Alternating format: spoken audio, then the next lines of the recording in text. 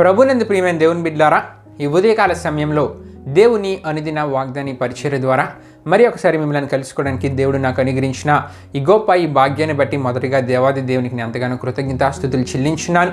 మరి ముఖ్యంగా ఈ అనుదిన వాగ్దాన పరిచర్ను వీక్షిస్తున్న మీ అందరికీ ప్రభువైన యేసుక్రీస్తు నామములో శుభావందనాలు తెలియజేస్తున్నానండి. దేవునికి స్తోత్రం. హల్లెలూయా, హల్లెలూయా. ప్రియమైన దేవుని బిడ్డలారా, ఈ ఉదయకాల సమయంలో దేవుడు మీకు ఇచ్చిన వాగ్దానము యెషయా గ్రంథము 54వ అధ్యాయము 14వ వచనమైనది. ఆ వాగ్దాన వాక్య భాగాన్ని మీ కొరకు నేను చదువుచున్నాను. ప్రార్థన పూర్వకంగా ఆలకించవలసిందిగా ప్రభువైన యేసుక్రీస్తు నామములో అందరినీ కోరుచున్నానండి. యెషయా గ్రంథము 54వ అధ్యాయం 14వ వచనంలో ఈ విధంగా రాయబడి ఉన్నది. మనం చూడగలం. ప్రియమైన దేవుని బిడ్డలారా, నీవు భయపడనక్కర్లేదు, బాధించు వారు నీకు దూరముగా నుందురని యెషయా గ్రంథము 54వ అధ్యాయం 14వ వచనంలో మనం చూడగలం. దేవునికి స్తోత్రం. హల్లెలూయా, హల్లెలూయా. ఆనాడు ప్రియమైన దేవుని బిడ్డలారా, దేవుడైన యెహోవా యెషయా ప్రవక్త ద్వారా ఈ వాగ్దాన మాటను ఇశ్రాయేలీలకు ఇస్తున్నట్లు దేవుని వాక్యంలో మనం చూడగలం. ఇంతకీ ఏ సందర్భంలో అంటే ఇశ్రాయేలీలను దేవుడు బలపరుస్తూ యెషయా ప్రవక్త ద్వారా తన ప్రవచనపు వాగ్దానపు మాటల వారికి తెలియజేస్తూ వారిని బలపరుస్తూ వారి శత్రువుల వలన ఇశ్రాయేలు ఎంతో బాధను అనుభవించారు. అయితే ఇశ్రాయేలీలను బాధపెట్టిన శత్రువులకు ఎటువంటి నాశనం ఎదురవబోతుందో, ఇశ్రాయేలీలు బాధపెట్టిన శత్రువుల మీదకి దేవుని యొక్క తీర్పు రాబోతుందనే విషయాన్ని దేవుడు ఆనాడు ఇశ్రాయేలీలకు యెషయా ప్రవక్త ద్వారా తెలియజేస్తూ ఆ సందర్భంలో ఈ వాగ్దానపు మాటను ఇశ్రాయేలీలకు ఇచ్చినట్లు మనం చూడగలం. ప్రియమైన దేవుని బిడ్డలారా, అక్కడ మరి ఒకసారి ఆ వాగ్దానపు మాటను మీకు తెలియజేయాలని ఆశపడుచున్నానండి. మనం చూడగలం. నీవు భయపడనక్కర్లేదు, బాధించువారు నీకు దూరంగా నుందురు. ప్రియమైన దేవుని బిడ్డలారా, బాధించే వారిని దేవుడు ఇశ్రాయేలీలకు దూరం చేస్తానని, అంటే వారి యొక్క శత్రువుల నుండి వారిని దూరం చేస్తానని, శత్రువులకు నాశనం కలుగుతుంది, వారికి ఎటువంటి తీర్పు రాబోతుందో ఇశ్రాయేలుకు దేవుడు యెషయా ప్రవక్త ద్వారా తెలియజేస్తూ ఆనాడు ఏమంటూ ఉన్నారంటే, బాధించువారు నీకు దూరంగా ఉందని, అంటే బాధించు వారి నుండి మిమ్మల్ని దూరం చేసి వారికి తగిన శిక్ష దేవుడు ఇస్తాననే విషయాన్ని ఆనాడు ఇశ్రాయేలుకు దేవుడు తెలియజేస్తున్నట్లు మనం చూడగలం. నిజమే ప్రియమైన దేవుని బిడ్డలారా, బాధించే వారు నీకు దూరంగా ఉందని నాడు క్రైస్తవులకు ఉన్న మనలను బాధించే వారిని మనల్ని దేవుడు దూరంగా ఉంచుతారంట. ప్రియమైన దేవుని బిడ్డలారా, ఇక్కడ ఇలాగే కాదు, మన ఆత్మీయంగా ఆలోచిస్తే కనుక బాధించేవారంటే ఇక్కడ మనుషులే రారండి.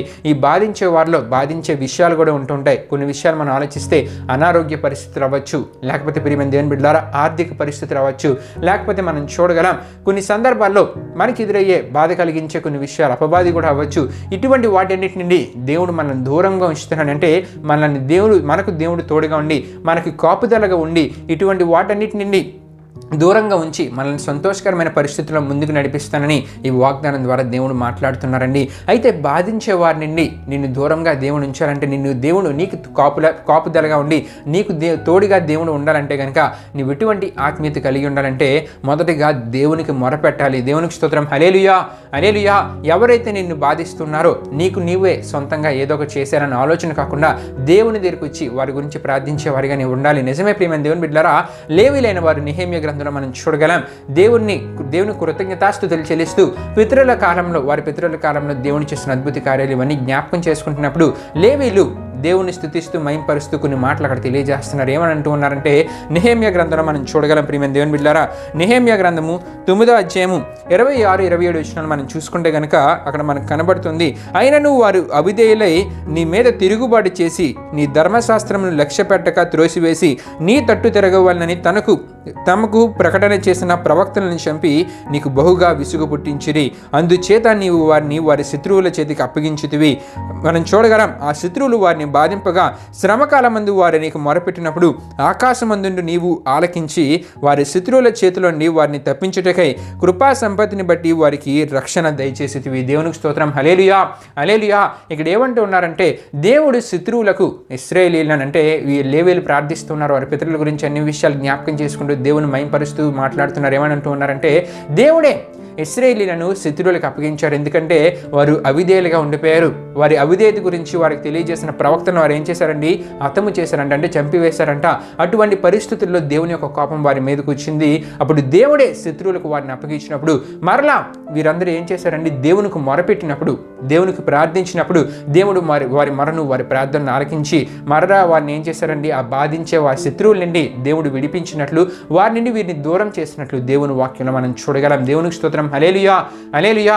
ప్రియమైన దేవుని బిడ్డలారా, బాధించే వారి నుండి మనకు విడుదల కావాలి. బాధించే వారి నుండి మనం దూరంగా ఉండాలనుకుంటే కనుక దేవుని వాక్యం ఏ విషయం కనబడుతుందంటే, మొదటిగా దేవునికి మొరపెట్టాలనే విషయము దేవుని వాక్యంలో మనం చూడగలం. రెండవదిగా ప్రియమైన దేవుని బిడ్డలారా, నీతి న్యాయాలను అనుసరిస్తే కనుక బాధించే వారి నుండి దేవుడు మనల్ని విడిపిస్తారు, వారిని మనకు దూరంగా దేవుడు చేస్తారండి. నిజమే, దేవుని వాక్యాలు మనం చూడగలం. కీర్తనల గ్రంథం 119వ కీర్తన ఒక విషయం కనబడుతుందండి. కీర్తనల గ్రంథం 119వ కీర్తన 121వ చరణం మనం చూసుకుంటే కనుక, నేను నీతి న్యాయములను అనుసరించుచున్నాను, నన్ను బాధించి వారి వశమున నన్ను విడిచిపెట్టకమని ఈ కీర్తనకారుడి కీర్తనలో మనం కనబడుతుందండి. అంటే నీతి న్యాయాలు అనుసరిస్తే కనుక బాధించే వారి వశాన దేవుడు మనల్ని విడిచిపెట్టారంట. నీతిగా న్యాయంగా మన జీవితాలను మనం ముందుకు వెళ్ళగలిగితే ఈ బాధించే వారి వశం నుండి దేవుడు మనల్ని విడిపిస్తారని చెప్పి దేవుని వాక్యంలో మనకు కనబడుతుందండి. దేవునికి స్తోత్రం, హల్లెలూయా హల్లెలూయా. అంతేకాదు ప్రియమైన దేవుని బిడ్డలారా, మీకు ముందుగా తెలియజేసినట్లు బాధించేవారంటే మనుషులే రారు. బాధించేవారంటే మన జీవితాల్లో కొన్ని ఎదురయ్యే అనారోగ్య పరిస్థితులు అవ్వచ్చు. అంతేకాకుండా ప్రియమైన దేవుని బిడ్డలారా, మన జీవితాల్లో ఎదురయ్యే ఆర్థిక పరిస్థితులు అవ్వచ్చు, లేకపోతే మన జీవితాల్లో శ్రమల్లో శోధనలో మనల్ని పడివేసే అపవాది అవ్వచ్చు. నిజమే, దేవుని వాక్యంలో మనం చూడగలం. అనారోగ్యాల నుండి, అంటే అనారోగ్యం కొంతమందిని బాధిస్తుంటుంది, కానీ దాని నుండి దేవుడు కొంతమందిని విడుదల దయచేశారని. నిజమే, 12 సంవత్సరాల నుండి రక్తస్రావ రోగంతో ఒక స్త్రీ బాధపడుతున్నారు. ఎంతోమంది దగ్గరికి వెళ్ళారు, కానీ ఆమెకి స్వస్థత కలిగలేదు. ఆమె ఆ బాధలో ఉండిపోయారు. కానీ దేవుని దగ్గరికి వచ్చినప్పుడు ఆమె అనారోగ్యం వల్ల బాధపడుతున్నారు కదా, ఆ బాధ నుండి దేవుడు ఆమెను విడుదల కలిగజేసినట్లు, బాధించే ఆ అనారోగ్యం దేవుడు ఆమెను దూరం చేసినట్లు దేవుని వాక్యం మనం చూడగలం. దేవునికి స్తోత్రం, హల్లెలూయా హల్లెలూయా. అంటే ప్రియమైన దేవుని బిడ్డలారా, బాధించే అనారోగ్యాల నుండి మనం దూరం చేయడంటే ఆ అనారోగ్యాలకు పూర్తి స్వస్థతను దేవుడు దయచేయగలరు. రెండవదిగా ఆర్థిక పరిస్థితులను మెరుగుపరచగలరు. కొంతమంది ఆర్థిక పరిస్థితులు బట్టి బాధపడుతూ ఉంటారు, కానీ దేవుడు కోరే మంచి ఆత్మీయ జీవితాన్ని కలిగి, దేవుని యందు నీతి న్యాయాలు కలిగి మనం జీవిస్తూ ముందుకు వెళ్తూ, ప్రియమైన దేవుని బిడ్డలారా, దేవునికి మొరపెట్టే ఆత్మీయతను మనం కలిగి ఉంటే కనుక ఈ బాధించే ఆర్థిక పరిస్థితుల నుండి మనల్ని విడిపించి మెరుగైన ఆర్థిక పరిస్థితులు దేవుడు మన జీవితాల్లో దయచేస్తారండి. అంతేకాకుండా బాధలో మనల్ని శ్రమంలో ఉంచే అపవాది నుండి కూడా దేవుడు మనల్ని విడిపిస్తారని దేవుని వాక్యంలో మనం చూడగలం.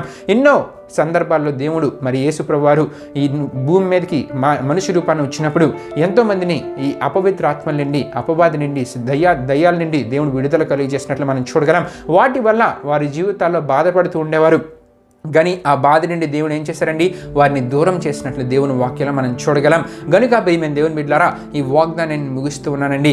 బాధించు వారి నుండి దూరం చేస్తానని ఈ వాగ్దానం ద్వారా దేవుడు మనతో మాట్లాడుతున్నారు. అంటే బాధ కలిగి ఇటువంటి పరిస్థితి నుండైనా దేవుడు మనల్ని దూరం చేయడానికి సిద్ధంగా ఉన్నారు. దూరపరచడమే కాకుండా మనకు మెరుగైన పరిస్థితులు దయచేసి, మనుషులు ఒకవేళ మనల్ని బాధపడితే కనుక అటువంటి పరిస్థితుల్లో దేవునికి మొరపెట్టగలిగితే ఆ మనుషుల మధ్యనే తలెత్తుకొని మన గౌరవమైన గుర్తింపును దేవుడు మనకు దయచేస్తారని వాగ్దానం ద్వారా మనతో మాట్లాడుతున్నారండి. కాబట్టి దేవుడు కోరే మంచి ఆత్మీయతని కలిగి, నీతి న్యాయపు జీవితాన్ని మన జీవితాల్లో కలిగి, దేవునికి మొరపెట్టే ఆత్మీయతను మన జీవితాల్లో కలిగి ఉందాం. తద్వారా బాధించే ఇటువంటి పరిస్థితి నుండైనా దేవుని ద్వారా విడుదల పొందుకున్నాం, వాటి నుండి దూరపరచబడదాం. దేవుడి పరిశుద్ధ వాగ్దానాన్ని మన వెనుకల్లో దీవించునుగాక. ప్రభు మిమ్మల్ని దీవించునుగాక. ఆమేన్. ప్రియమైన దేవుని బిడ్డలారా, ఈ వాగ్దాన కార్యక్రమాన్ని ముగింపుతో మనం ముగించుకుందామండి. అందరూ కళ్ళు మూసుకొని తల ఉంచుకొని ప్రార్థనలో నాతో పాటు ఏకీవించవలసిందిగా ప్రభువైన యేసుక్రీస్తు నామములో అందరినీ కోరుచున్నాను. ప్రార్థన చేసుకుందాం. మహిమ స్వరూపైన మా ప్రభా, జీవాధిపతి అనేసియా, నీ ఘనమైన నామానికే మహిమ ఘనత ప్రభావం చెల్లించున్నాం దేవా. ఇప్పటి వరకు జరిగిన ఈ వాగ్దాన కార్యక్రమంలో మాతో పాటు తోడుగా నడిపించిన దేవా, మీకే వేలాది వందనంలో కృతజ్ఞతాస్తుతులు చెల్లించున్నాం వేసాం. మరి బాధించే ఇటువంటి పరిస్థితినైనా మమ్మల్ని దూరం చేసి మెరుగైన పరిస్థితులు కలుగజేస్తానని ఈ వాగ్దానం ద్వారా మాట్లాడిన దేవా, ఈ వాగ్దానాన్ని విన్న ప్రతి ఒక్కరు ఎటువంటి ఆత్మీయత కలిగి ఉంటే ఈ వాగ్దాన ఆశీర్వాదాన్ని వారి జీవితాల్లో పొందుకుంటారో ఆ విషయాలు తెలుసుకున్న వీరందరూ వారి జీవితాలు అటువంటి ఆత్మీయ స్థితిగతులు కలిగి నీ ద్వారా మెరుగైన పరిస్థితులు వారి జీవితాల్లో వారు అనుభవించాలి. మీరు కార్యం జరిగించండి. వారికి కలుగుతున్న బాధకరమైన పరిస్థితులన్నిటి నుండి వారు బయటపడేలా వారిని దూరపరచండి. ఈ వాగ్దానాన్ని ప్రతి ఒక్కరి జీవితాలు ఈ వాగ్దానాన్ని నెరవేర్చమని, ఈ దినాన్ని చేస్తున్న ప్రయాణాలన్నింటిలో మీరే తోడుగుని ముందుకు నడిపించమని, మీకే వేలాది వందనములు కృతజ్ఞతాస్తుతులు చెల్లిస్తూ యేసు పరిశుద్ధ నామములో అడిగి వేడుకుంటున్నాం తండ్రి. ఆమేన్. యేసు రక్తమే జయం, ప్రవేశ రక్తమే జయం, ప్రవేశ రక్తం సంపూర్ణమైన విజయం, అపవాది క్రియలకు అనంత నాశనం కలుగునుగాక. ఆమేన్.